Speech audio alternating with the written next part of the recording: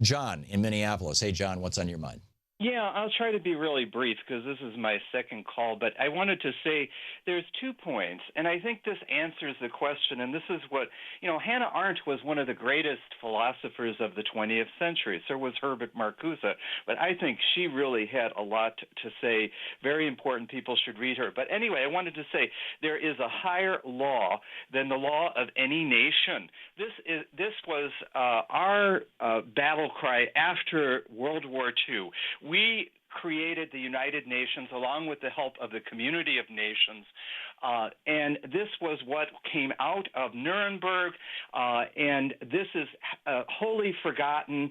And I wanted to also say that, we're in a much stronger position as a democracy. I'm hoping, I'm praying that what we saw on Saturday is an indication of that, and we have to take, the lessons of Pastor Niemöller and not be quiet and not like that professor, a science professor in California, really inform ourselves because, he's going to be left with no position because science is irrelevant to people like Donald Trump if it disputes the facts of Right. that as they see them, as they create them.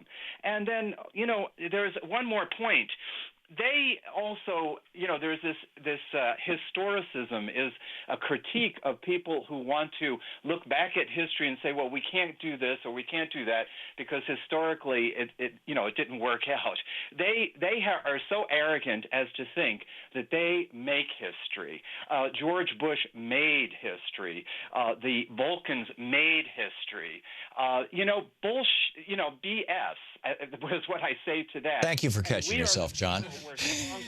Your voice is great. Bernie Sanders, all of us together, we need to band together and find a voice and stick with it and create solidarity. I agree, and this is why I also think that these Democratic senators who are just kind of in a nice friendly way voting to install Trump's cabinet, he doesn't need their votes. I mean, it's there's no filibuster allowed. It's he can get it. He can get his cabinet officials passed with 50 votes, and there's 52 Republicans, as I recall, maybe 51. And I mean, why are Democrats doing this?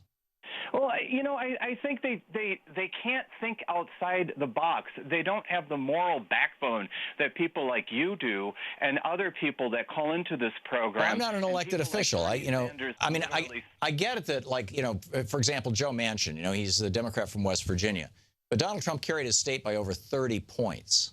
So if Joe Manchin goes all Elizabeth Warren, he's toast. But he's the exception, not the rule. The majority of the Democrats, have a strong Democratic base in their states, and so to stand up to this, I think it's time. It's hard. Nobody said the truth is easy, really.